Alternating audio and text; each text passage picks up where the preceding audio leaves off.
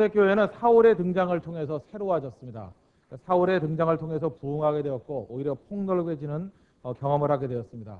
그래서 사울의 등장 이후에 교회가 얼마나 풍성해진지를 보여주는 대표적인 구절이 31절의 말씀입니다. 그리하여 온 유대와 갈릴리와 사마리아 교회가 평안하여 든든히 서가고 주를 경외함과 성령의 위로로 진행하여 수가 더 많아지니라. 그러니까 사울의 등장으로 말미암아 교회가 풍성해지고 부흥하게 되었다는 것입니다. 특별히 사울이 우리 교회에 주었던 유익은 무엇인가? 두 가지가 있는데 첫째는 사고의 유연성을 줬다는 것입니다. 생각을 아주 폭넓게 만들었던 것이고 또 하나는 핑계 없는 충성심을 통해서 다른 사람들로 하여금 충성하도록 자극을 주고 도전을 주었다는 것입니다. 우리 오늘 2005년도 추수감사주일입니다. 1년 동안 주신 은혜가 굉장히 큰데 2006년도 추수감사주일에 지금보다 더 큰 은혜와 권능을 맛보기 위해서는 우리 사울의 등장으로 말미암아 교회에 주었던 유익, 사고의 유연성과 또 핑계 없는 충성심을 가지고 나아간다 그러면 2006년도에는 더 풍성한 열매와 또 승리를 맛보게 될 것입니다. 두 가지를 차례로 살펴보겠습니다. 첫째는 생각의 유연성인데 성령이 임하게 되면 항상 유연한 사고를 갖게 만든다는 것입니다. 성령은 항상 부드럽게 우리의 마음을 풀어줍니다. 우리가 성령 만나기 이전에 우리의 태도는 어땠습니까? 항상 내 자신이 정답이라고 생각합니다. 그래서 고집 부리고 자기 자신은 변화되려고 그러지 않습니다. 근데 하나님의 영광을 맛보고 성령을 만나게 되면은 내가 정답이 아니라는 것을 자각합니다. 그래서 언제든지 내가 변화될 태도를 가지고 있습니다. 유연성을 가지게 됩니다. 그래서 유연성을 갖기 때문에 성장이 오는 것입니다. 그러니까 성령께서 함께 역사하면은 우리를 물과 같이 녹여서 유연하게 만들어 버린다는 것입니다. 반면에 세상이나 마귀가 역사하면 어떻습니까? 우리를 딱딱하게 만들고 경직되게 만듭니다. 그래서 고집불통의 사람이 되게 만듭니다. 그래서 자기 주장만 하는 인생이 됩니다. 근데 하나님의 성령을 만나면은 자기 주장이 아니라 자기를 부인하는 모습으로 변화가 됩니다. 그래서 변화 역사가 더 강력하게 나타난다는 것입니다. 구약 성경을 보면 여기저기서 장차올 성령에 대한 예언들이 많이 나와 있습니다. 특별히 에스겔서 36장 26절을 보면은 성령의 임재를 이렇게 예언합니다. 새 영을 너희 속에 두고 새 마음을 너희에게 주되 너희 육신에서 굳은 마음을 제하고 부드러운 마음을 줄 것이며. 에스겔서 36장에서 말하는 성령 임재의 모습이 어떤 모습이었습니까? 성령이 임하게 되면은 우리의 육신 가운데 굳은 마음을 제하여 버리고 부드러운 마음을 줄 것이다. 성령의 임재의 특징이 무엇입니까? 굳은 마음 사라지고 부드러운 유연한 마음을 갖는 것이 성령 임재의 특징이다. 이렇게 묘사하고 있습니다. 성령 만나면 부드러워지게 되어 있습니다. 유연하게 되어 있다는 것입니다. 오늘 본문을 보니까 하나님의 성령의 임재로 말미암아 특별히 사울의 등장으로 말미암아 교회가 굉장히 유연한 사고를 하게 되는 것을 보게 됩니다. 제일 먼저 볼 수 있는 것이 뭐냐? 핍박을 당했습니다. 그랬더니 피하는 모습을 보게 됩니다. 우리가 핍박이 올 때 어떤 때는 맞서 싸워야 될 때가 있습니다. 왜 그렇습니까? 사명의 본질이 그것이기 때문에. 사명을 이루기 위해서는 당연히 핍박을 감수하고 고난을 감수해야 될 상황이 있습니다. 그런데 대가를 치러야 됩니다. 그러나 사명과는 별 관계없고 어찌 보면 사명의 핵심과는 일치하지 않을 때는 쓸데없는 고난이나 쓸데없는 핍박은 피해버리는 게 좋습니다. 근데 어떤 사람을 보면 고난을 위한 고난을 당하는 사람이 있습니다. 그냥 별 의미도 없는 생산성도 없는 고난을 당하면서 소모전을 펴는 사람이 있습니다. 이거 올바른 방법이 아니라는 것입니다. 오늘 그 초대교회의 그 유연한 모습을 한번 보십시오. 23절부터 25절까지 보면 여러 날이 지나며 유대인들이 사울 죽이기를 공모하더니 그 계교가 사울에게 알려지니라. 저희가 그를 죽이려고 밤낮으로 성문까지 지키거늘 그의 제자들이 밤에 광주리에 사울을 담아 성에서 달아내리니라. 그러니까 도망쳤다는 얘기 아닙니까? 피했다는 얘기입니다. 이런 유연성이 있었습니다. 우리 성경에도 보면 예수님께서 이 땅에 태어났을 때, 탄생하셨을 때 요셉과 마리아에게 주의 사자가 뭐라고 얘기합니까? 헤롯이 핍박할 때 피하라 그럽니다. 마태복음 2장 13절 보니까 주의 사자가 요셉에게 현몽하여 가로되 헤롯이 아기를 찾아 죽이려 하니 일어나 아기와 그의 모친을 데리고 애굽으로 피하여 내가 내게 이르기까지 거기 있으라. 피하라고 얘기합니다. 이런 유연성이 있어야 된다는 것입니다. 예수님께서는 전도 지침을 말씀하시면서 마태복음 10장 23절에서 이렇게 얘기합니다. 이 동네에서 너희를 핍박하거든 저 동네로 피하라. 예수님 스스로도 핍박이 있을 때 하나님의 때가 아닐 때는 피했습니다. 근데 그 자리에서 괜한 충돌과 괜한 부딪힘이 있지 않았다는 것입니다. 유연성입니다. 유연성. 사울이 예루살렘에 들어왔습니다. 그랬더니 믿는 사람들이 그를 두려워합니다. 옛날에 핍박하던 사람이기 때문에. 그럴 때 하나님께서는 바나바를 통해 가지고 예루살렘 교회 성도들 하여금 유연하게 그를 받아들이게 만듭니다. 어찌 보면은 폐쇄적인 모습으로 머물러 있는 것은 성령의 역사가 아닙니다. 항상 개방적인 모습, 사람들을 더 폭넓게 품는 것이 성령의 역사라는 것입니다. 26절 보십시오. 사울이 예루살렘에 가서 제자들과 사귀고자 하나 다 두려워하여 그의 제자됨을 믿지 아니하니 바나바가 데리고 사도들에게 가서 그가 길에서 어떻게 주를 본 것과 주께서 그에게 말씀하신 일과 다메섹에서 그가 어떻게 예수의 이름으로 담대히 말하던 것을 말하니라. 사울이 제자들과 함께 있어 예루살렘에 출입하며, 그러니까 바나바를 통해서 사울이라는 사람을 받아들였다는 것입니다. 그래서 교회가 개방화돼 버리고 또 사울이 들어오는 것을 통해서 교회가 풍성한 새로운 유연한 사고를 하게 되었다는 것입니다. 지난주에 미국에 집회를 갔다 돌아오는 길에 비행기에서 그 인터뷰 방송을 하나 봤습니다. 마이크로소프트의 CEO인 스티브 발머의 그 인터뷰 방송이었습니다. 그 내용은 이런 거였습니다. 그 마이크로소프트 MS에는 돈이 많이 있다 그럽니다. 돈의 문제가 아니라는 거예요. 자기 회사는 돈은 많이 있는데 문제는 파트너다 이렇게 얘기를 합니다. 그러니까 좋은 파트너를 얻지 못하면 마이크로소프트 같이 대단한 회사들도 미래가 없고 미래가 무너질 수 있다라고 스스로 얘기합니다. 그러면서 스티브 발머가 했던 명언 같은 얘기가 있습니다. 타인을 끌어들이는 것이 능력이다 그랬습니다. 타인을 끌어들이는 거. 홀로 서 있는 것이 아니라 다른 사람들을 끌어들이는 것이 능력이다. 그래서 MS에서는요, 인력을 스카우트하는데 총력을 기울인답니다. 그리고 중요 인물을 스카우트하기 위해서 노력하다가 혹시 그 사람이 사정해서 못 오지 않습니까? 그러면 그 사람이 속한 회사를 그냥 통째로 사버린대요. 왜? 한 사람이 귀중하게 여기기 때문에. 그러니까 MS가 지금 굉장히 잘 나가고 있는데 미래에도 이런 정도의 태도를 가지고 있다 그러면 쉽게 무너지지 않을 거다. 제가 그런 인상을 받았습니다. 그게 무슨 얘기입니까? 사고의 유연성이죠. 품으려고 하는 마음. 그 마음이 있어야 된다는 것입니다. 초대교회는 원래 약간 좀 폐쇄적이었습니다. 근데 사울을 받아들이는 과정을 통해서 넓어졌잖아요. 사고가 유연해지고. 또 사울이 들어온 걸 통해서 이전까지 생각지도 못했던 일들을 감당하게 됩니다. 오늘 29절 보십시오. 또 주 예수의 이름으로 담대히 말하고 헬라파 유대인들과 함께 말하며 이렇게 나옵니다. 헬라파 유대인들에게. 이전까지는 헬라파 유대인에게 접근하지 않았던 것 같습니다. 헬라파 유대인은 그럼 무슨 얘기입니까? 지금 식으로 얘기하면 우리나라의 이민자들, 이민, 바이링걸, 이중 언어를 사용하는 사람들, 그 사람들에게 접근하지 못했는데 이 사울을 통해 가지고 사울이 이 헬라파 유대인이니까 그들에게 지평을 넓혔다는 것입니다. 그들까지 품게 되었다는 것입니다. 넓어지니까 더 강력해지지 않습니까? 넓어지는 모습이 있어야 된다는 것입니다.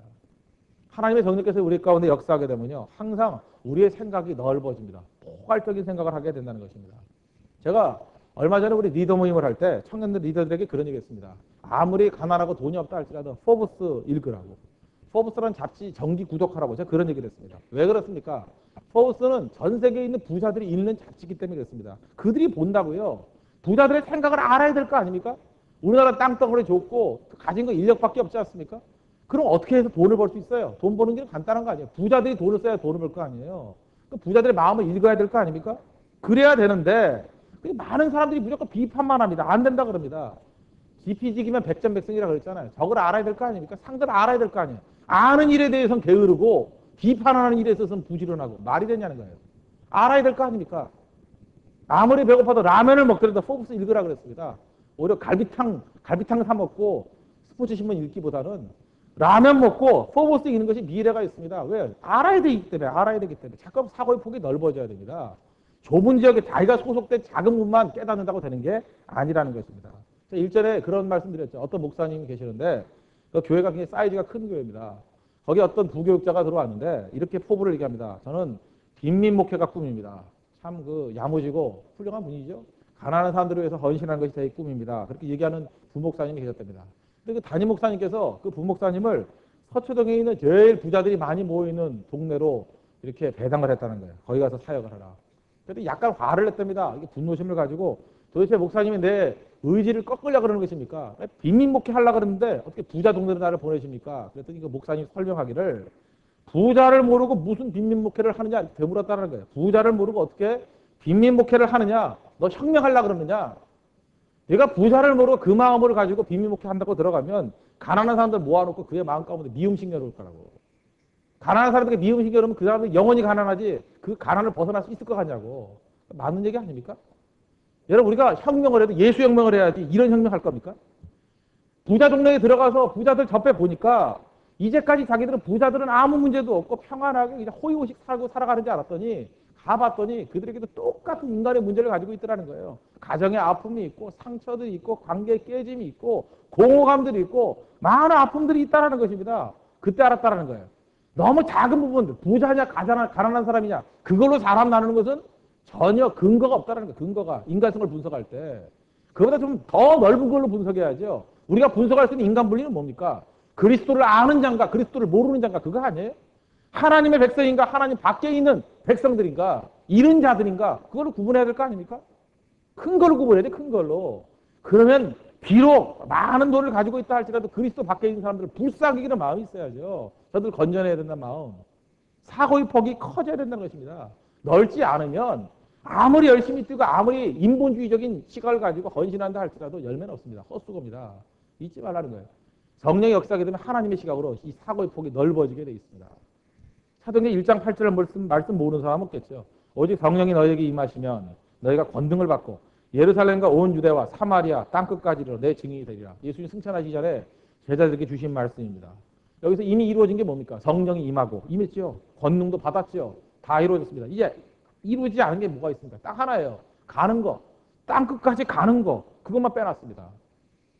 예루살렘에 있던 백성들은요, 이 성도들은 좁았습니다. 한번 거기만 머물러 있어요. 성령도 임했고 권능도 받았습니다. 너무 작은 부분에 머물러 있어요. 넓어지지 않으면요, 무조건 썩게 돼 있습니다.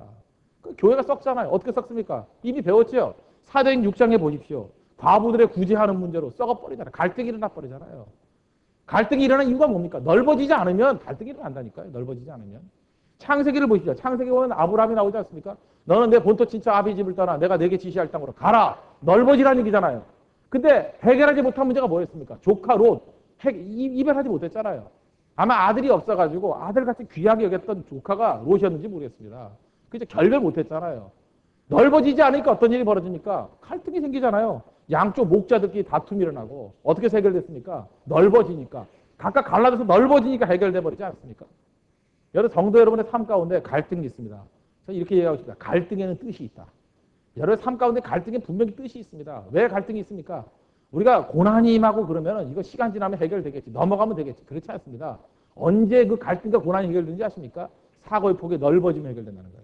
머물러 있으면 그거 해결되는 거 아닙니다. 피상적으로 덮어두는 거지. 근원적인 해결이 될 수 없다는 거예요. 근원적인 해결은 사고의 유연성을 가지고 넓어지면 해결된다는 것입니다. 또 한 가지 사울이 교회로 들어와 가지고 누렸던 유익이 뭐냐? 핑계 없는 충성이라는 흐름을 만들었다는 것입니다. 충성하는 거. 이전에 있던 교인들도 예수 믿었습니다. 그런데 좀 머뭇거리는 부분이 있었던 것 같아요. 그거 못 느낍니까? 9장 그 앞부분까지 보면 뭔가 좀 멈칫. 이게 폭발하지 못하는 모습 같은 걸 보지 않습니까? 사울이 들어오고 난 다음부터는 핑계 없는 충성이라는 흐름이 있습니다. 그래서 9장을 기점으로 이전과 이후가 달라요. 이후에는 많은 사람들이 충성하는 모습으로 헌신의 대열로 막 몰려들기 시작합니다. 이유가 뭐예요? 사울 한 사람이 영입을 통해 가지고 사울의 그 충성하는 모습들이 하나의 흐름을 만들었기 때문에 그렇습니다. 우리가 소위 말하는 사울은 어떤 사람입니까? 초신자입니다. 초짜 인생입니다. 초짜 인생. 처음에 초신자가 들어오면 태도를 어떻게 갖죠? 조용히 앉아 있어야지. 조용히 배워야지. 되게 이런 태도를 갖습니다. 사울은 그러지 않았어요. 들어오자마자 자기가 믿는 바, 자기가 믿는 하나님, 믿는 예수 그리스도에 대해서 증거하려는 마음이 있었습니다. 그래서 오늘 9장 20절 한번 보십시오. 9장 20절 보면 즉시로, 여기 동그라미 쳐보세요. 제가 즉시로에 동그라미 3번을 쳐가지고 성경이 지금 구멍이 뚫릴 정도인데 즉시로, 이게 중요한 즉시로 각 회당에서 예수의 하나님의 아들이심을 전파하니 사울은 어떤 사람이었어요? 담에서 도상에서 예수님 만나고 난 다음에 그 뜨거운 감격을 가지고 머뭇거리지 않고 나는 초신자인데 그런 게 아니에요. 즉시로 각 회당에서 예수의 하나님의 아들 되심을 증거했다는 거예요. 즉시로. 무슨 얘기예요? 핑계 없는 충성이 있는 사람이었다는 것입니다. 그리고 예루살렘에 왔습니다. 그러니까 방주를 타고 내려왔다가 도망쳐가 예루살렘에 왔잖아요. 29절 보십시오. 또 여기 감명했어요. 또 로또가 아닙니다. 또야 또. 주 예수의 이름으로 담대히 말하고 헬라파 유대인들과 함께 말하며 변론하니 또 그래서 또 예루살렘에 오자마자 했던 일이 뭡니까? 핑계대지 아니하고 충성하면서 복음 증거했잖아요. 그죠? 즉시로 또 이것이 하나의 흐름을 만들었다는 것입니다. 교회 전체가 반응 속도가 되게 느렸어요. 그죠? 뭘 듣고 묵상하고 뭐 쉐어링 하다가 그 다음 행동할까 말까 결정했는데 사울이 들어오고 난 다음부터는 즉시로 또 그냥 흐름 자체가 핑계 없는 충성으로 흘러갔다는 것입니다. 우리 가운데 얼마나 핑계대는 일이 많습니까? 어쩌면 그렇게 순종하는 속도가 느려요? 알고 있는 바에 대해서 뭘 더 연구하겠다는 거예요? 뭘 더 검증하겠다는 것입니까? 너무 많은 순간에 우리 충성 속도가 너무 느립니다. 근데 사울 같은 한 사람이 등장하면요, 반응 속도가 빨라지는 교회로 변화가 된다는 거예요. 여러분 이런 얘기 들어보셨습니까? 옛날에 그 임금이 세워지게 될 때 아버지 임금이 빨리 죽으면 그죠? 이렇게 아들이 좀 어렸을 때 왕이 되는 경우가 있었죠. 그래서 한 8살 정도 되는 아이가 왕이 됐답니다. 8살짜리가 왕이 되려니 그거 참 못할 짓이죠. 8살이면 초등학교 1학년 아닙니까? 그냥 개구장이고 애들하고 나가서 놀아야 될 나이에 왕이 되니 걔도 힘들죠. 철없는 아이가 왕이 됐습니다. 그래서 이게 용상에 앉아 있는데 그 할아버지 같은 정승들이 엎드려가지고 밤낮 하는 소리가 뭐예요? 전하 통초가 없어서 뭐 전하 성은이 만국하여다 밤낮 이러고 있으니 얼마나 지겹겠어요. 그죠? 하도 지겨우니까 8살짜리가 견딜 수가 없으니까 얘도 참 불쌍하지 이 녀석이.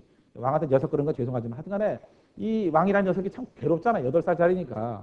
하도 지루하니까 코딱지를 파고 있었다는 거예요. 코딱지를. 그죠? 이 코딱지라는 게 잘 나올 때도 있지만 컨디션 나쁠 때는 또 잘 안 나옵니다. 그래서 각도를 달리해서 이 각도 저 각도로 이게 힘들게 파고 있었다는 거예요. 그죠? 잘 안 나와가지고.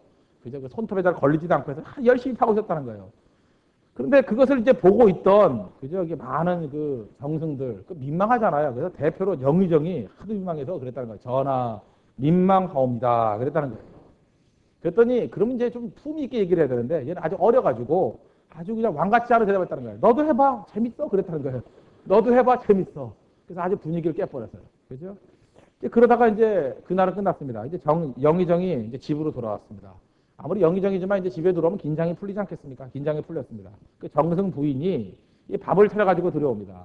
근데 이 영의정이 좀 무료했는지 자기도 좀 이렇게 코가 답답했는지 또 코딱지를 파고 있었다는 거예요. 근데 왕하고 똑같이 잘 안 나오더라는 거예요. 그래서 이리저리 열심히 파고 있었습니다. 그걸 쳐다보고 있으니까 이 부인이 또 민망하잖아요. 그러니까 대감, 그 채통이 뭡니까? 뭐 아무리 아내지만 남 보는 데서 코를 그렇게 파니 민망하옵니다. 그랬다는 거예요. 그랬더니 그 영의정이 부인을 쳐다보면서 근엄하게 어명이요 그러더라고요. 어명. 아 그냥 코딱지 판다 그러면 되지 뭐 내가 잘못했다 그러면 되지 그걸 어명이요. 그게 말이 됩니까? 우리 가운데 이런 사람들이 얼마나 많은지 알아요? 그죠? 그냥 내가 범죄했습니다. 내가 잘못했습니다. 내 탓입니다. 내가 변화돼야 되겠습니다. 그러면 될 문제 같고 그거 갖다가 이 말씀을 근거로 해서 뭐 다른 환경을 근거해서 핑계대는 사람도 있어요. 저는 도산 안창호 선생님 정말 좋아합니다. 오늘 성경공부 교재도 나오죠. 구한말에 많은 사람들이 그런 얘기 했습니다. 조선에는 인물이 없다. 조선에는 인물이 없다. 그랬어요. 그 얘기 듣다 화가 나가지고 도산 안창호 선생님이 뭐라 그러니까 조선에 인물이 없다 하지 말고 내가 인물 되면 될 거 아니냐. 조선에 인물이 없다가 말하지 말고 내가 하면 될 거 아니냐. 내가 하면. 제가 대학교 다닐 때 이 얘기를 듣고 너무 가슴이 피가 끓어오르는 것 같은 감격을 받았습니다. 그러니까 내가 해버리면 돼. 내가 해버리면. 어떤 사람은 교회 와가지고 눈을 세목골 해가면서 그러죠. 이 교회는 기도가 없어 이러잖아요. 아 자기가 기도하면 될 거 아니야. 자기가 기도하면은 뭐 이 교회는 뭐 전도의 형이 역사하지 않아. 아 자기가 전도하면 될 거 아니에요. 아 사울이 예루살렘 교회 가가지고 아 이 교회는 전도가 없어 그랬습니까? 아니죠. 즉시로 또 나가서 전도해버리잖아요. 하나의 흐름을 만들어버리잖아요. 제가 이번에 워싱턴에 가가지고 그 한경진 목사님의 제자라고 자처하시는 어떤 그 권사님 만났어요. 장권사님이라는 분. 그분을 만났더니 이런 얘기를 합니다. 제가 그 대화를 나누는 가운데 아주 인사이트 있는 얘기를 들었습니다. 자기가 서울에 있을 때 한경진 목사님과 함께 신앙생활을 했답니다. 근데 그 교회에서 그 조금 떨어진 곳, 그러니까 좀 아주 멀리도 아닌데 조금 교회 오기 불편한 거리로 이렇게 서울 안에서 이렇게 이사를 갔답니다. 근데 그동안에 교회에서 너무 많은 일을 하고 뭐 계속해서 더 충성해야 될 상황에 놓였다라는 거예요. 그래서 좀 도망치고 싶은 마음에 목사님께 이렇게 얘기를 했답니다. 제가 가까운 곳을 교회로 옮기려고 그럽니다. 집 근처로 이사를 가는데 집 근처에 교회로 옮기려고 그럽니다. 그때 이제 한경진 목사님이 이렇게 얘기하더라는 거예요. 참 제가 그 중요한 인사이트였어요. 교회를 옮기는 것은 영성이 죽을 때 떠나는 것 외에는 떠나서는 안 됩니다. 그렇게 얘기했다는 거예요. 다시 말해서 교회는 영적인 공급을 받지 못할 때가 떠날 때입니다. 교회는 언제 옮겨야 돼요? 영적인 공급을 받지 못할 때. 그때 떠나는 거고 그거 외에는 떠나서는 안 됩니다. 그렇게 얘기했다는 거예요. 저는 그게 참 중요한 인사이트라고 생각합니다. 저는 성격이 좀 이렇게 뭐 여유로워서 그런지 모르지만 우리 교회 성도들이 뭐 오는 거 막은 적도 없고 간다 그러는 거 별로 잡은 적도 없습니다. 그냥 교회 떠나고 딴 데 간다 그러면 아, 잘 가서 신앙생활 잘 하십시오. 이렇게 얘기를 했어요. 저는 옛날에 그걸 잘하는 거라고 생각했는데 제가 그런 성도들의 마지막 모습들을 바라보니까 어떤 의미에서는 충성을 회피하는 거예요. 더 많은 일을 해야 되는데 너무 그 부담감 때문에 짐 때문에 도망치는 거거든요. 그러면 잡았어야 되는데 그런 생각을 합니다. 오히려 떠나가지고 오히려 그 영적으로 파탄 상태에 빠진 사람도 있고 어려움 당한 사람도 있습니다.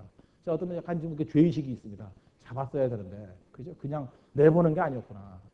교회는 언제 옮겨야 된다고요? 영적인 공급이 중단됐을 때. 그러니까 여기 계신 3일교회 성도들도 3일교회 언제 떠나야 됩니까? 영적인 공급이 중단됐을 때 그거예요. 상식적으로 뭐 서울에서 부산으로 이사 갔을 때 나오라 그 얘기 아니에요. 그러니까 생각을 해보시죠. 그 상식선의 얘기고 그냥 교회에 올 수 있는데 조금 불편한 부분이 있을 때 그거를 핑계로 해서 교회 옮기는 것은 옳지 않다라는 거예요. 여러분 나무도 보시죠. 거목이 되려 그러면요. 여기저기 옮겨 다니면 거목 될 수 없습니다. 잡목밖에 되지 않아요. 근데 거목이 되려 그러면 한 곳에서 비바람이 몰아친다 할지라도 그 자리에서 뿌리를 내릴 때 거목 될 수 있다는 것입니다. 그런 의미에서 여러분들 충성을 회피하려고 하는 목적으로 교회 옮기는 거 옳지 않습니다. 10만 원밖에 없는 사람에게 만 원, 11조 하라 그러면 벼룩의 간을 빼먹어라. 그런 생각이 안 들어요? 저도 옛날에 전도사할 때 월급이 20만 원이었습니다. 20만 원에서 2만 원을 떼려고 그러니까 정말 쓸 게 없어요. 다 떨어져가지고. 그때 참 힘듭니다. 11조 되기 힘들어요. 쉽지 않습니다. 누가 쉽대요, 그걸. 그때 진짜 눈물 날 정도로 감사하는 마음으로 드립니다. 너무 고통스러워서. 힘들고 감사함 교차되는 거예요. 그러면 어려울 때 11조가 힘들면 부자 되면 쉽습니까? 여러분들이 1,000만 원을 법니다. 그 100만 원이 죽을 것 같아요? 그거는 뭐 현실적이니까 할만하겠어요. 여러분이 1억을 벌었습니다. 1억을. 1억에 11조가 얼마인지 아시죠? 계산 안 되죠? 1,000만 원이다, 1,000만 원. 그죠? 1,000만 원을 딱 들려는 순간에 갑자기 심장이 고동치기 시작하고 이러면 안 될 것 같다는 느낌이 들고 이상하게 자기보다 하나님이 안 될 것 같아요. 하나님이 너무 부담스러워 하실 것 같아요. 그래서 하나님 부담을 좀 덜어드릴까요? 막 이렇게 생각이 들지 않아요? 똑같은 거의 비율은 여러분 1억 버는 사람이 1,000만 원 하는 것에 느낀 데미지나 10만 원 버는 사람이 만 원 드릴 때 느끼는 데미지는 똑같은 거예요. 그래서 11조는 비율이기 때문에 똑같은 겁니다. 그 마음에 충성심이 있느냐 없느냐에 따라 다른 거죠. 그러니까 여러분 가난할 때부터 11조 해야 됩니다. 철저하지 않으면 부자 되도 못합니다. 부자 될 리도 없지만 잊지 마십시오. 그죠? 하나님 앞에 그 마음 가져야 돼. 그 마음. 그래서 우리 삶 가운데 이 충성하는 마음들이 일어날 수 있는 그런 모습들이 항상 유지되어야 된다는 것입니다. 사울이 교회 줘도 축복이 뭐예요? 그가 들어와서 핑계없는 충성이라는 하나의 흐름을 만들어버렸다니까요. 제가 이번에 외국 나가 있기 때문에 축구 못 봤습니다. 근데 아드보카트 감독이 들어와가지고 한국 축구를 잘하는가 봐요. 이번에도 세르비아라는 강팀 만나가지고 2대0으로 이겼죠. 그래서 제가 신문 기사를 봤습니다. 어떻게 이겼는지 분석 기사인데 이을용이라든지 차두리라든지 김정우라든지 이런 그 주전 아니었던 선수들을 대거 집어넣었다는 거예요. 그래서 항상 어떤 선수든지 할 수 있다라는 경쟁의식을 시켜줬다는 거예요. 그래서 충성하는 사람을 쓰고 열심히 하는 선수를 세우고 잘하는 사람을 쓴다라는 기본 원리를 지켰다는 거예요. 또 히딩키 감독이랑 뭐 다르지 않잖아요. 똑같잖아요. 열심히 뛰는 사람. 그러니까 이름의 무게를 가지고 주전 쓰지 않겠다는 거예요. 누구 유명한 이름이라고 쓰지 않겠다는 거예요. 열심히 뛰는 거. 그러니까 전체적인 분위기가 어떻습니까? 충성하는 분위기로 가버리죠. 심지어 국내 리그를 할 때도 대표선들이 어슬렁어슬렁 뛰니까 뭐라고 얘기를 해요? 국내 리그에서도 열심히 뛰지 않는 사람 다 배제시켜버리겠다고. 그래서 국내 리그에서 열심히 뛰잖아요. 하나님의 성령이 역사하게 되면 어떤 방법으로 이끌어가는지 아십니까? 사람들 알고 항상 열심을 가지고 충성하는 쪽으로 이끌어간다는 거예요. 흐름 자체가 그렇습니다. 근데 마귀의 역사가 되면 어떻게 되는지 아십니까? 이유는 뭐가 됐든 간에, 명분은 뭐가 됐든 간에 항상 게으르고 농땡이 치게 만들어버린다는 거예요. 오늘도 여러분 10년 가운데 하나님께서 함께 하시는 그 충성된 핑계 없는 열심이 있습니까? 그 모습이 있어야 하나님 앞에 능력 있게 쓰임받을 수 있다는 것입니다. 여러분 이 땅을 살아가면서 우리에게 주어진 하나님의 능력 꼭 붙들고 충성하는 믿음의 종되기를 바랍니다. 주변 탓하지 말고 내가 충성함을 통해 가지고 기도의 흐름으로 만들어버리고 내가 충성함을 통해 가지고 전도의 흐름으로 만들어버리고 내가 충성함을 통해서 주변에 없는 헌신의 풍토를 만들 수 있는 믿음의 종되기를 바랍니다.